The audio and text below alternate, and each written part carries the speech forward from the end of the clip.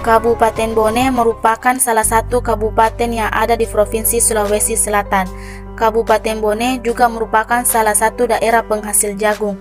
Daerah penghasil jagung terbesar di Kabupaten Bone terletak di Kecamatan Ulaweng.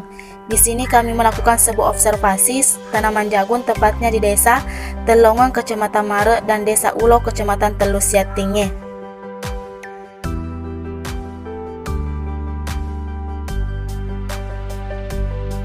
Jagung merupakan komoditi tanaman pangan utama setelah padi dan gandum.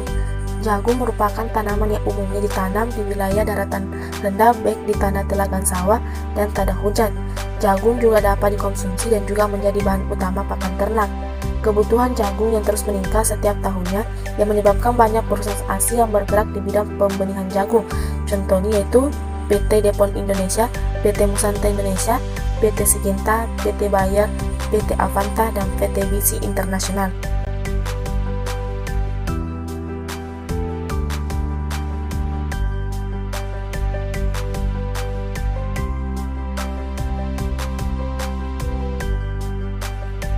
Untuk mendapatkan sebuah hasil, ada beberapa tahap yang perlu dilalui terlebih dahulu. Salah satunya yaitu menyiapkan benih. Penggunaan varietas unggul memiliki peran penting dalam upaya peningkatan produktivitas jagung. Dalam memilih varietas jagung, sebaiknya melihat deskripsi varietas, terutama potensi hasilnya, ketahanannya terhadap hama atau penyakit. Selain itu juga ketahanannya terhadap kekeringan, tingkat kemasaman tanah, umur tanaman, warna biji, dan disenangi baik petani maupun pedagang. Penggunaan benih yang berkualitas merupakan langkah awal agar dalam usaha tani jagung dapat sukses dan berhasil.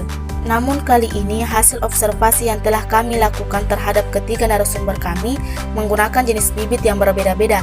Ada yang menggunakan bibit NK Sumo, bibit NK Perkasa, bibit NK212, dan BC18. Berikut adalah keunggulan dari bibit jagung NK Sumo.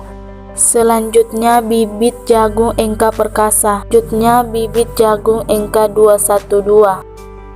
Dan yang terakhir bibit jagung 18. Setelah benih telah selesai, maka tahap selanjutnya yaitu pengelolaan lahan atau persiapan lahan.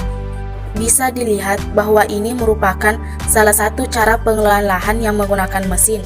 Namun, pada narasumber kami masih menggunakan cara tradisional, yaitu dengan menggunakan cangkul sebagai alat untuk membajak lahan.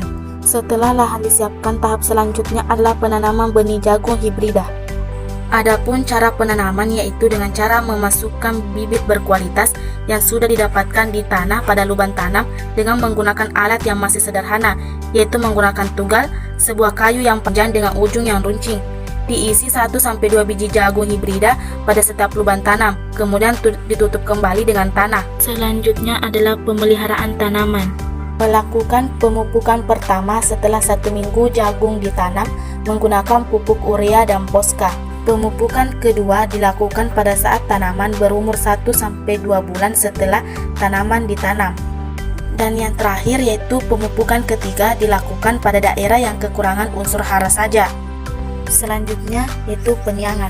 Penyiangan itu merupakan proses membersihkan tanaman dengan cara membersihkan rumput atau mencabut gulma yang dilakukan sekitar 2-3 minggu sekali sesuai dengan kondisi gulma. Selanjutnya yaitu pengendalian hama. Narasumber kami menggunakan pestisida tipe Rake untuk membasmi hama. Selanjutnya itu pemanenan. Pemanenan dapat dilakukan setelah jagung hibrida berumur 90 hari. Adapun ciri-ciri jagung hibrida yang sudah dapat dipanen yaitu kelobot jagung telah menguning, biji sudah tua, kering dan mengkilat, dan bila biji ditekan dengan kuku tidak akan membekas.